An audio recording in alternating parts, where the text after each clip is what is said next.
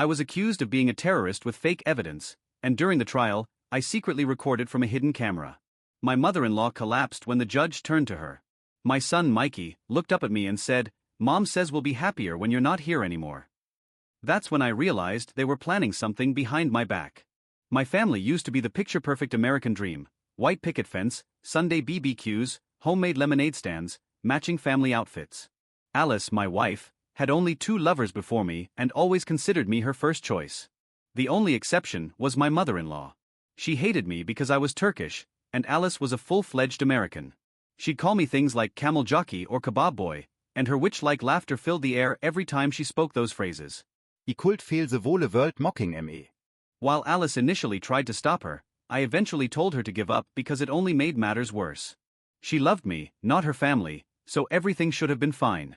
And that's how Alice and I came up with the brilliant idea of inviting her family to our Sunday barbecue. At first, it seemed harmless. Mikey needed to get to know Alice's side of the family a little better. Everything went perfectly at first. Her dad hugged me, her brother gave us a housewarming gift, and then came her mother. "Don't worry, I brought plain hot dogs just in case the food is too exotic," she said, with a tone so cutting it could have split a brick in half. But I ignored it, putting on my well-practiced Hollywood smile. "Thank you," I replied, giving her a hearty embrace. I could feel her tensing up, but I had to fight not to laugh in her ear. After that, things seemed to improve.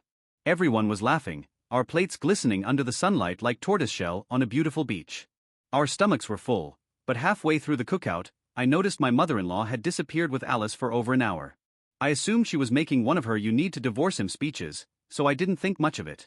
Mikey was exhausted from all the attention, and I knew the cookout was a success.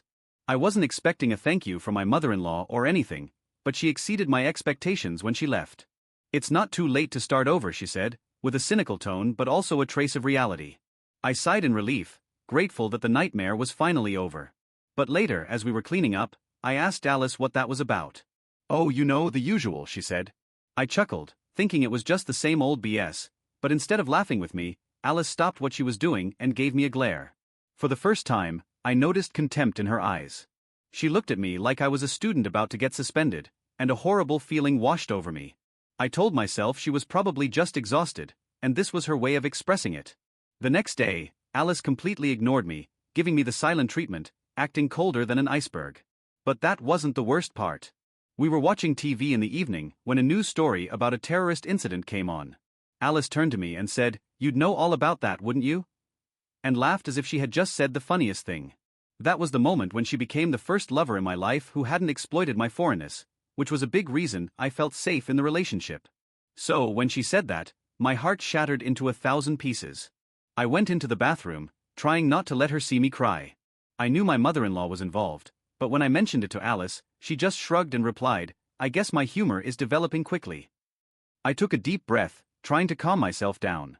She had never acted like this before, and instead of feeling hurt, I felt disgusted. I didn't see her much that week. Not on purpose, but because she suddenly became very busy at work.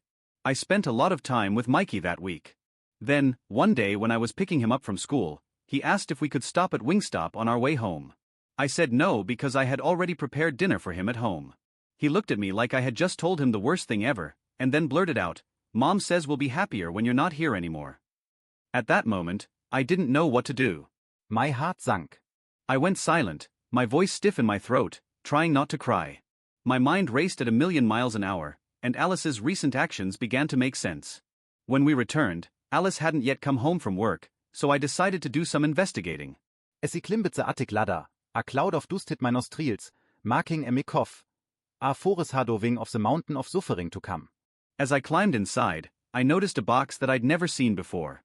The first few documents were about dull tax issues, but what I found underneath was so astounding that my eyes nearly popped out of my head. Several dozen screenshots of texts, transcribed voice memos, and photos of us together were pulled completely out of context, designed to make me look like a wicked supervillain. And at the bottom of it all, I noticed that they were all signed by my mother-in-law as a witness. For example, there was a screenshot of a text I had sent Alice when she was out with friends, saying, "Don't forget who you belong to." It was an inside joke from a movie we both liked, but the comment beneath it read, "Exhibits controlling behavior, does not allow me freedom." There was also a photo of me looking angry. I was actually yelling at the TV during a football game, with a caption, frequently displays rage, I fear for my safety. On the reverse, every paper was signed at the bottom with witness by Catherine Williams, Alice's mother. As I dug deeper, I discovered a draft divorce filing. The allegations were horrific: emotional abuse, domineering behavior, and even accusations that I had threatened Alice. According to these papers, I was a rage-fueled time bomb who cut Alice off from her family and friends. It was all lies, horrible, planned lies meant to harm me. And at the bottom of the box, I found the most disturbing object of all: a handwritten plan outlining how Alice would kidnap Mikey, drain our joint funds, and leave me with nothing, not even visiting rights to my son. I sat in the dusty attic holding these papers, feeling like my entire world had shattered. The wife I loved, the mother of my child, had been slowly assembling a case against me. And for what? So she could take everything and leave me with nothing? I heard the garage door open downstairs. Alice was home. I hurriedly placed everything back, exactly as I had found it, and climbed down the ladder, my mind racing. What was I going to do now? I quickly closet the attic hatches Alice steppe trug the door. My hands were shaking so badly that I nearly lost my grip on the ladder. In 30 minutes, I had gone from a puzzled spouse to feeling like a man on death row. "Hey," Alice said, not looking at me, placing her keys on the counter as she usually did. But nothing felt normal anymore. Not her voice, not the way she moved, nothing. I tried to be casual. "Hey, how was work?" My voice sounded strange even to me, like I was reading from a screenplay. "Fine," she swept past me, and I noticed the peculiar perfume again. She rushed directly to Mikey and knelt down to give him a big embrace. "Hey, buddy, I missed you." Watching them made my stomach twist into knots. Was she going to take him away from me? According to the documents, that was exactly what she planned to do. I needed to think. I needed a plan. I mumbled something about checking the mail and went outside to breathe. The nighttime air felt cold against my face, which was most likely flushed from stress and rage. Linda, our neighbor, waved from across the street as she walked her dog. I waved back mechanically, wondering if our entire existence was about to become the neighborhood gossip. That night, I could hardly sleep. Alice stayed as far away from me in bed as possible without sliding off. I lay there, staring at the ceiling for hours, my thoughts spinning. What had Alice's mother said to turn her against me so completely? What was I going to do? The next morning, I called in sick to work. I couldn't concentrate anyway. When Alice left with Mikey for school drop-off, I returned to the attic. I photographed everything with my phone, documenting all the falsehoods and manipulations. If things were going the way I believed it was necessary to get proof. I spent the rest of the day in a haze, looking up divorce attorneys on my laptop. I found one with positive recommendations, Thomas Rodriguez, who specializes in father's rights. I scheduled an appointment for the next day during my lunch break. Alice was surprised to see me at home that evening. "I thought you were working late today," she added, sounding a little angry. I hadn't told her anything like this. "No, what makes you think that?" I asked. She shrugged. Must have gotten confused. More lies, I thought. She had undoubtedly arranged something for when I was supposed to be gone. That night, I paid close attention to her, watching how she kept checking her phone and typing when her back was turned to me. The following day, I met with Thomas. His office was small but professional, with certificates on one wall and family photos on the desk. I showed him the photos I had taken of Alice's paperwork and described what had transpired. Thomas listened closely, taking notes and occasionally asking questions. After I finished, he reclined back in his chair. "This is quite the problem, Karum," he said. "Based on what you've shown me, your wife and mother-in-law are preparing a divorce petition in which you would lose custody and the majority of your assets." He adjusted his glasses. "The good news is that you discovered this before they served your papers. We have time to prepare." "What should I do?" I asked, feeling absolutely lost. "First, do not confront your wife. Act normally. Second, protect your finances. Open a separate account with a different bank and transfer half of your savings there. It is still marital property, but this safeguards you from being left with nothing. Third, document everything. Record talks if your state permits it, keep a journal of all interactions." I left his office with a plan and was a little less afraid. On my way back to work, I stopped at a new bank and established an account, transferring half of our savings as Thomas recommended. I felt horrible about it, but then I remembered the meticulous plan to fully clear me out. This wasn't dishonesty, this was self-preservation. That weekend was torturous. Alice proposed that we take Mikey to the park as a family, which seemed like the most twisted idea ever given what I now knew. Still, I joined in, pushing Mikey on the swings as Alice snapped photos on her phone. Was she capturing our final days as a family, or accumulating more evidence to use against me? I couldn't tell anymore. Alice received a call while Mikey was playing in the sandbox. She stepped away to respond, but I noticed her face light up in a way it hadn't in weeks. When she returned, I casually asked who had called. Just Mom checking in, she said, but her gaze didn't meet mine. That night, when Mikey went to bed, I began maintaining the journal that Thomas recommended. I jotted down everything that had occurred since the cookout, trying to be as specific as possible. It seemed strange documenting the breakdown of my marriage, but I needed to protect myself, and more importantly, my bond with my son. Monday morning, I called Alice's father. We had always gotten along well, and I needed to know if he was involved in this whole scam. I asked if he could meet me for lunch, just the two of us. He sounded shocked but agreed. We met in a little cafe near his office. Robert looked older than I remembered, and the creases around his eyes were deeper.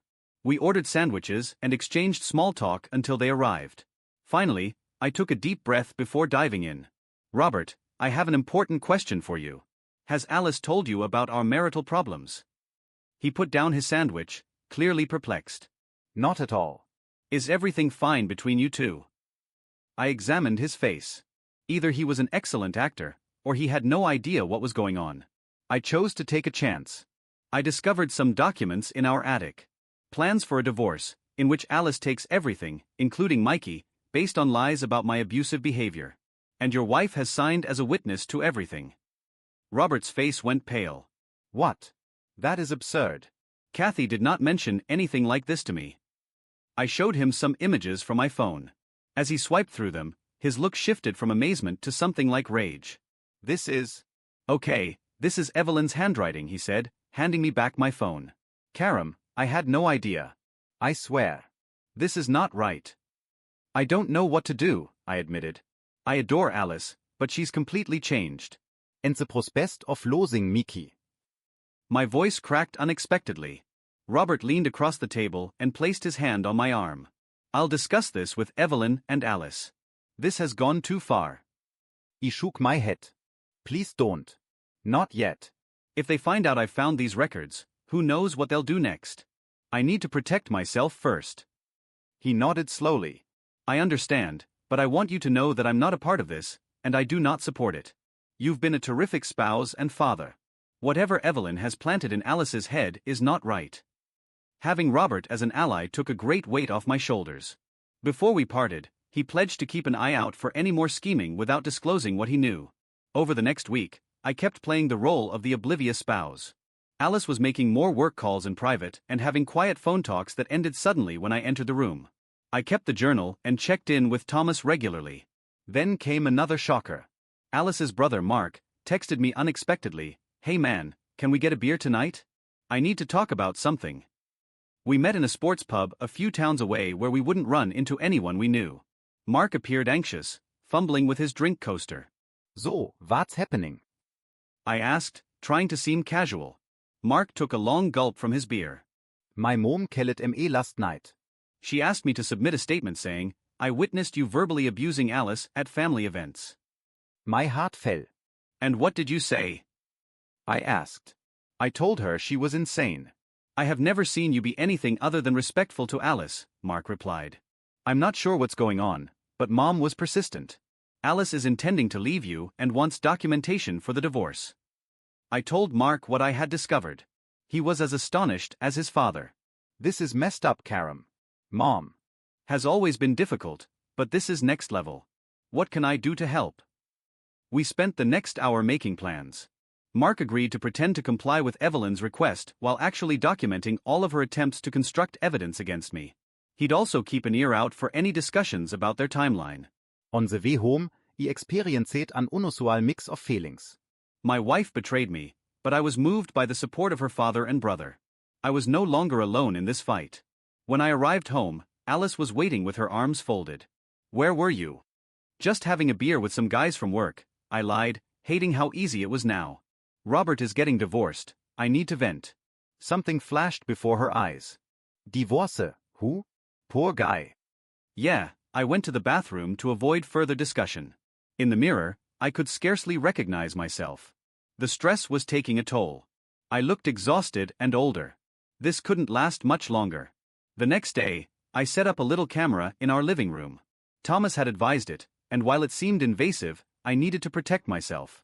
I made sure it was legal in our state and set it up to only capture common sections of the house. That decision paid off sooner than I anticipated. 2 days later, when analyzing the video, I noticed Alice and her mother in our living room while I was at work. "I don't know Mom," Alice said, her expression confused.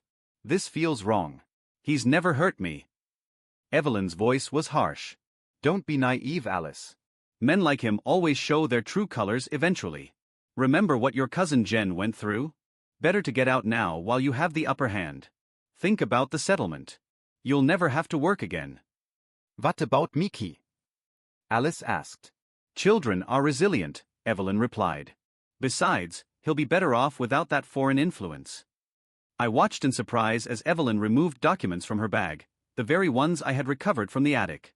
They spent the next hour expanding on the invented proof, with Evelyn advising Alice on what to write.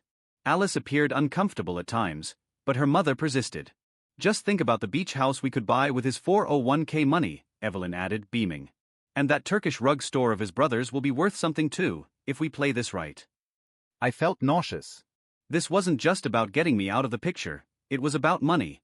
Evelyn was using her own daughter in an attempt to swindle me and my family. I saved the video in several places and sent a copy to Thomas. He called me right after watching it. "This is exactly what we needed, Karum. This proves the allegations are fabricated and shows coercion. But we still need to be strategic about how we use it."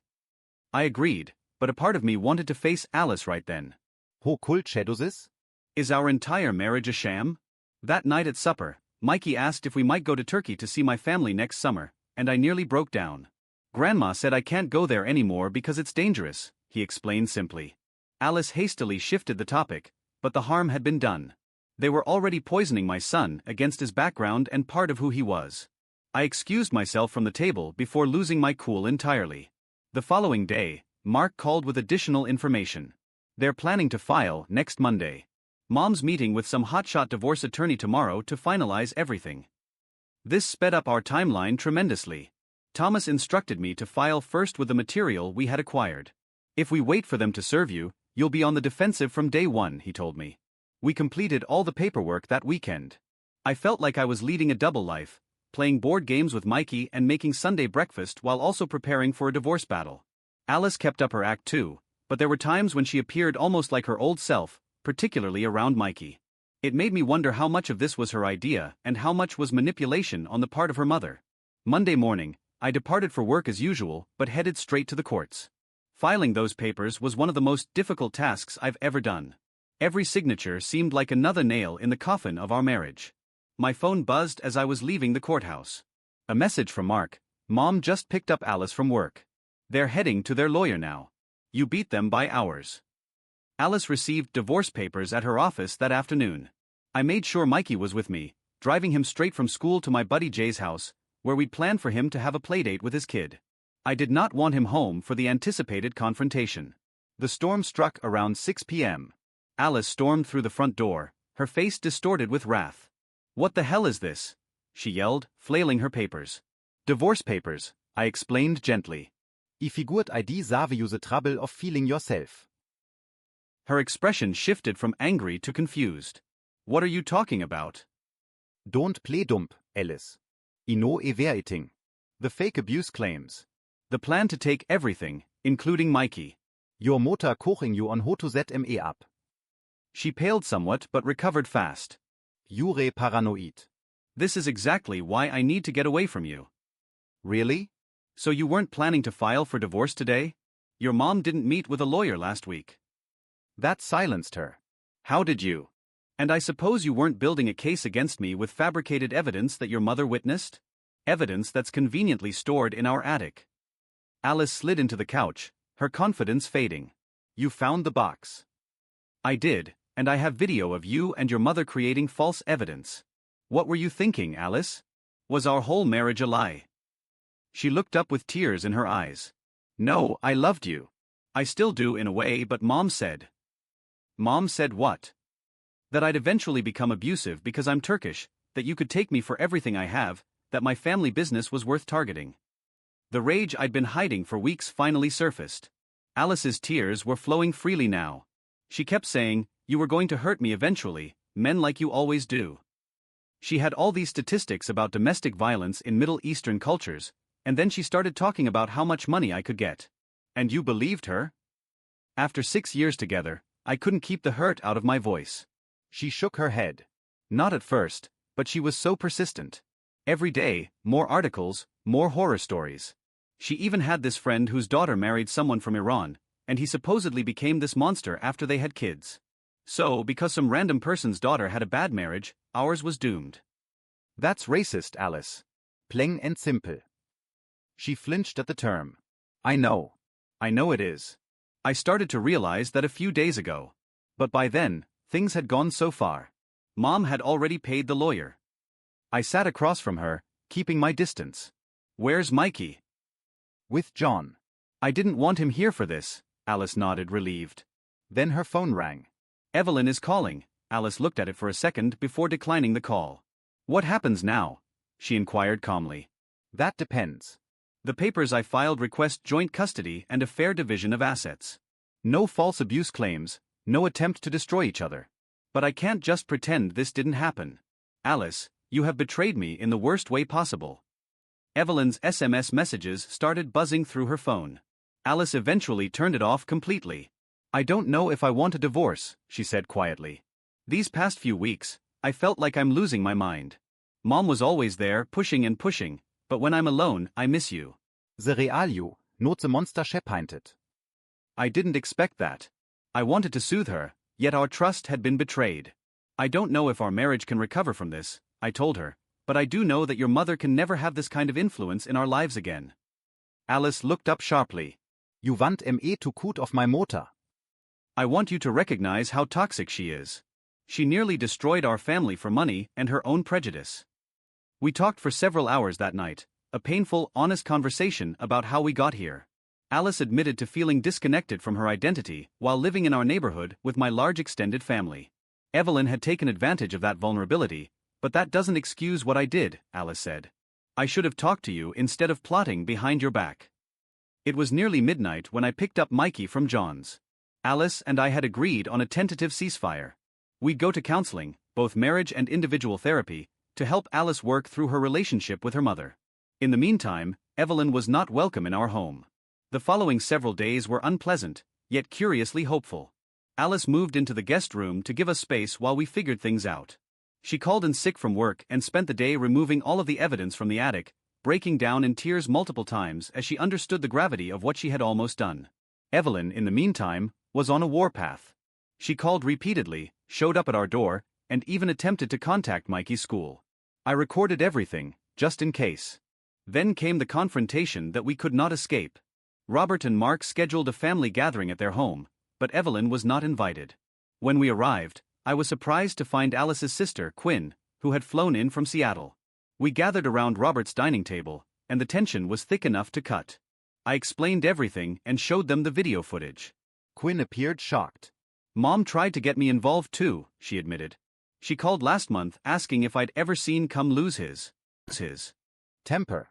I told her she was being ridiculous." Robert cleared his throat. "I we spoken with Evelyn. She admits to encouraging the divorce, but claims she was just protecting Alice. I don't believe her," he said, looking directly at me. I'm sorry, Karum. This should never have happened. Alice was crying silently next to me, not the false tears I had recently witnessed, but genuine guilt. Despite the tears, she spoke calmly. "I made a terrible mistake. I let Mom's prejudice and greed cloud my judgment, and I nearly destroyed my family." She was staring at me. "I don't expect forgiveness, but I am truly sorry." Mark leaned forward. "The question is, what now?" "Mom's not going to just back off," Robert stated firmly. "I've made that clear to her.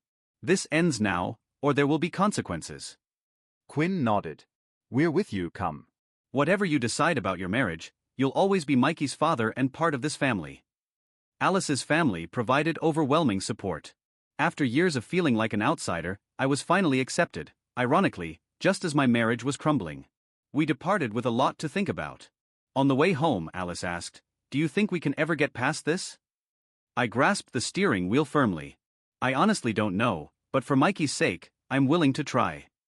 The road to re-establishing confidence would be arduous. In the following weeks, I noticed Alice gazing at her phone and wondered whether she was conversing with Evelyn. Some nights, I'd wake up in a cold sweat, wondering if this was all a setup. However, there were some positive moments. Alice discovered a therapist who specializes in toxic family ties. She began interacting with my family and made an attempt to learn Turkish cookery from my mother. Most importantly, she resisted Evelyn's repeated attempts to meddle. The turning point occurred a month after the confrontation. Evelyn arrived at our house uninvited, shoving her way in when Alice answered the door. "This has gone on long enough," she declared. "I've spoken with another attorney. We can still file with the evidence we gathered." I was upstairs, but I could hear every word through the camera I had set in the living room. I waited, pulse racing, for Alice's reaction. "There is no we, Mom," Alice stated simply. "What we did was wrong. Karum is a good man and a wonderful father. Your prejudice nearly cost me my family." "Don't be so dramatic," Evelyn scoffed. "Men like him always." Alice's voice was the strongest I'd heard in months. "If you can't respect my husband and the father of my child, then you need to leave.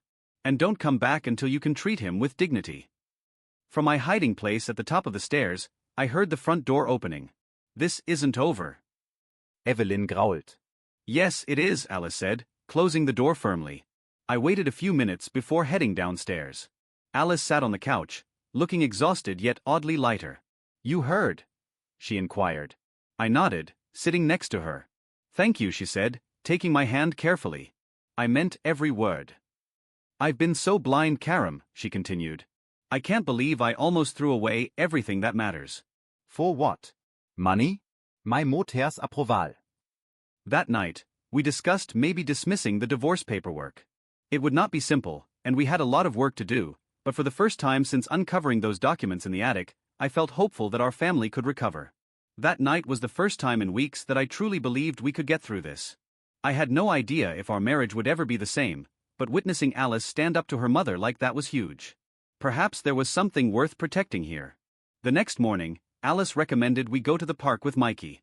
It was odd at first, as if we were playing pretend family for our son's benefit, but watching Mikey run around the playground, laughing and carefree, reminded me why we were working so hard to improve things.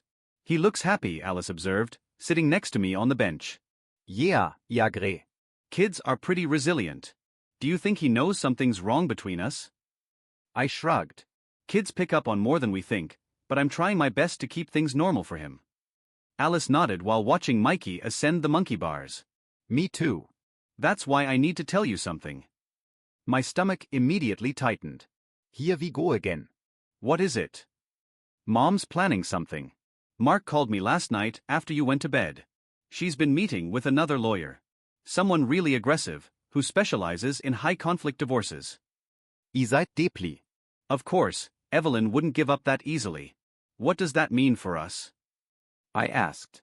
"I don't know exactly, but Mark thinks she's going to try to force my hand somehow. Maybe threaten to cut me off financially or something." Alice paused. "I know that shouldn't matter, but your parents have always helped you out," I finished for her. Alice's family was fairly well off, and they had given us a down payment and assisted with Mikey's private school tuition.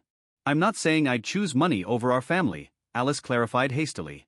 "I just wanted you to know what we might be up against." "I admirate the honesty." "At the very least, thanks for telling me." Mikey came racing up and demanded that we watch him go down the large slide, so we didn't have much time to talk about it. For the rest of the afternoon, we set aside our worries and concentrated on being parents. That evening, after Mikey went to bed, I called Thomas to give him an update on the issue. He was not surprised when Evelyn hired a new lawyer. "People like her don't back down easily," he told me. "But her standing is weak now. You have evidence of the fabricated abuse claims, and Alice isn't cooperating with her anymore. So, what should we do?" I asked. "Stay the course. Keep documenting everything. If you and Alice are really trying to reconcile, we can file to dismiss the divorce petition, but I'd wait a bit longer to make sure things are stable." I agreed with his advice. Trust was not going to be re-established overnight. The following week was relatively peaceful. Alice and I began couples therapy with a counselor named Dr. Quinn, who had no link to Alice's sister. Our first session was rough, lots of tears and painful facts. I admitted to feeling cheated, and Alice discussed how her mother had used her fears about our cultural differences. I was always a little intimidated by your family, she said. During our second session, everyone speaking Turkish at gatherings, all the traditions I didn't understand. I sometimes felt like an outsider. You never told me that, I said, honestly shocked. I didn't want to seem ignorant or racist, but Mom used that. She kept telling me I was losing my identity, that Mikey was becoming more Turkish than American. Doktor. Quinn assisted us in seeing how we both contributed to the problem. Me, for failing to notice Alice's distress, and Alice, for failing to communicate her feelings. It wasn't an explanation for what Evelyn had done, but it did help me understand how she had discovered a flaw to exploit. Things at home gradually improved. Alice returned to our bedroom. We weren't intimate yet, but we were gentle with each other, as if we were handling something precious that could break if we proceeded too rapidly. Then Evelyn made her move. I returned home from work on Thursday to find Alice seated at the kitchen table, pale. Her hand shook slightly as she grasped the heavy packet. What's wrong? I inquired, placing down my laptop bag. Mom sent this. She shoved the envelope toward me. It's a trust fund document. Apparently, they set up a college fund for Mikey when he was born, almost $200,000 now. I skimmed the documentation. Okay, and there's a condition. The money can only be accessed if Mikey is living primarily with me or my parents, if we stay married, or if we share custody. If we don't, the money goes to charity instead. I kult felse typikal vrat rising. She's using Mikey's education as leverage. Alice nodded miserably. There's a letter too. She handed me a cream-colored stationery note with Evelyn's exquisite calligraphy. Evelyn's letter contained everything you'd expect from her. Fake concern for Alice's well-being, thinly veiled racial remarks about my family's influence, and a clear ultimatum: leave me and get the money, or stay and Mikey will suffer. What do you want to do? I inquired gently. Alice looked up, her eyes red and determined. I already called Dad. He had no idea about these conditions on the trust. He's furious with Mom. That doesn't answer my question, I said. I'm not choosing money over our family, come. Not again. I made that mistake once, and I'm still trying to fix it. She took a deep breath. But I wanted to be honest with you about everything. No more secrets. I believed her. For the first time in weeks, I actually believed her. The following day, Robert called me immediately. I'm sorting out this trust fund nonsense, he continued, sounding more enraged than I had ever heard him. Evelyn had no right to add those conditions without consulting me. I appreciate that, I said, but honestly, it's not about the money. I know that, he said. But it's the principle. She's trying to buy our grandson's future. Yvonne stand vor IT. Robert offered to come over that weekend to talk with both of us. When he arrived on Saturday, he carried his own file. I've spoken with our family attorney, he stated as we sat in the living room. The trust, as Evelyn presented it, isn't legally binding. I never signed off on those conditions. Alice appeared relieved. So, the money is still there for Mikey's education? Yes, regardless of your marital status or custody arrangement. Robert hesitated. But there's something else you should know. I've been doing some digging into our finances after all this came to light. He opened the file to show U.S. bank statements and transfer data. Evelyn has been shifting money for months, starting with tiny amounts and gradually increasing. Where was it going? I inquired, though I had a sinking suspicion I already knew. To a separate account in her name only. Almost $100,000 so far.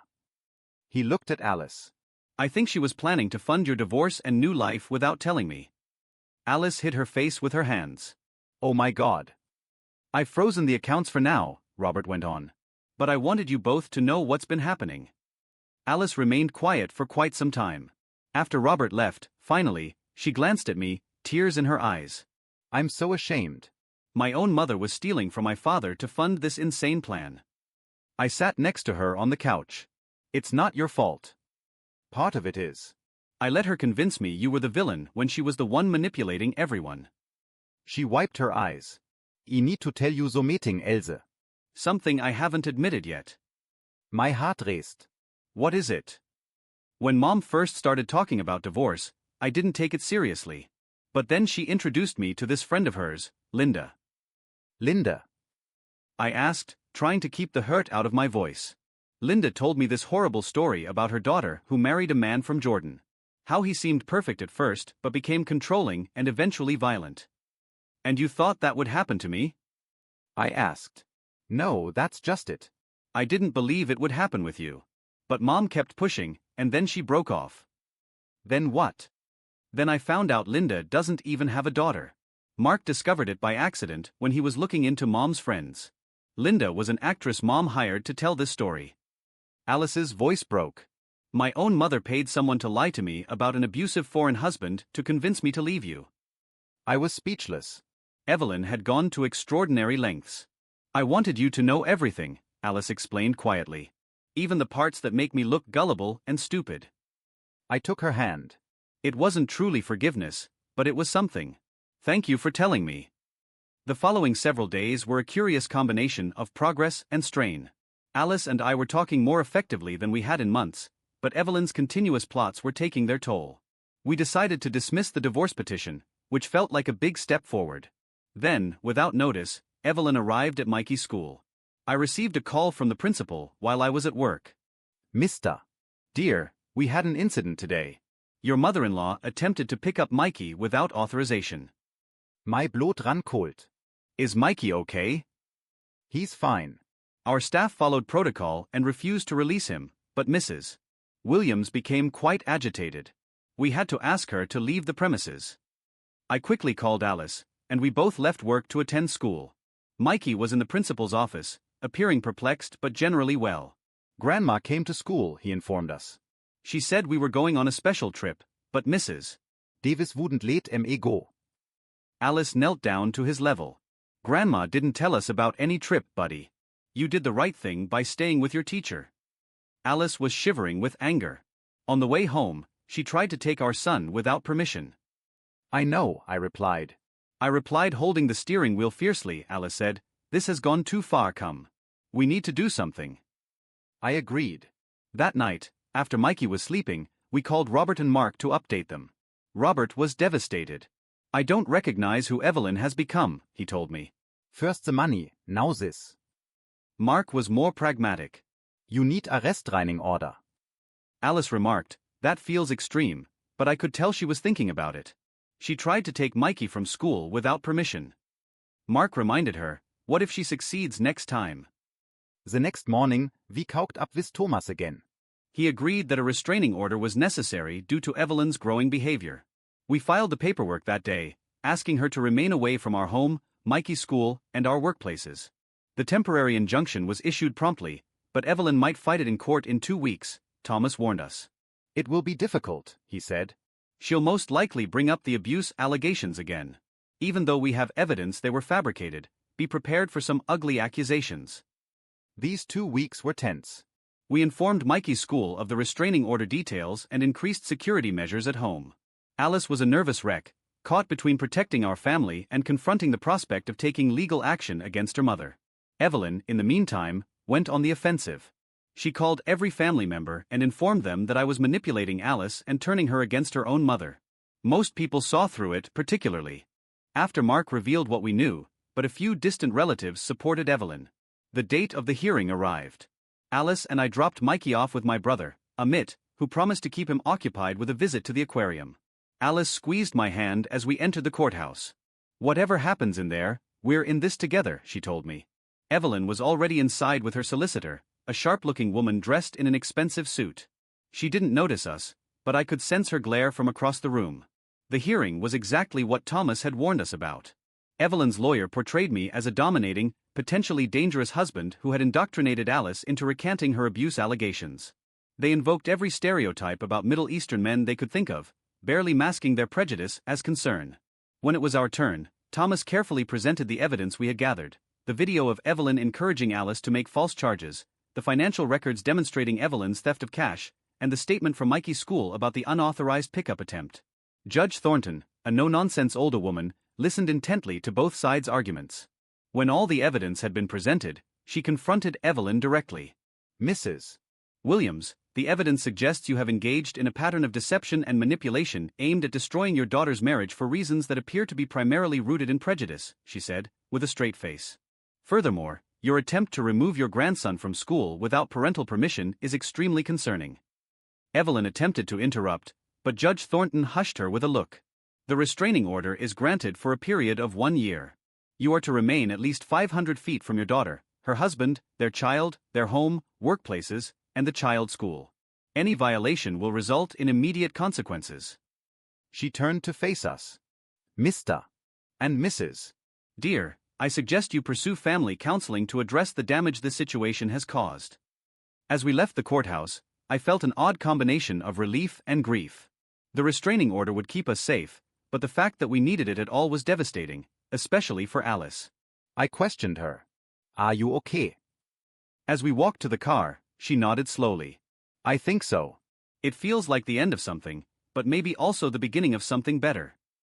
Over the next few months, our lives progressively became more stable. With Evelyn legally obligated to stay away, we could concentrate on rebuilding our family without her influence. Alice maintained her individual treatment, coping with the complex feelings of essentially losing her mother while preserving her marriage. Robert sought a divorce from Evelyn, unwilling to forgive her financial dishonesty and her attempts to control their daughter. He became a frequent visitor to our home, rekindling his bond with Mikey and, quite unexpectedly, forging a friendship with my father. When my parents arrived from Turkey 6 months after the hearing, Alice and I reaffirmed our vows in a little ceremony in our backyard. Nothing fancy, just close friends and family honoring the fact that we made it through the storm. My brother Amit provided his amazing kebabs, Mark handled the music, and Quinn made everything look lovely. During the ceremony, Alice added her own surprise vow in halting but well-practiced Turkish.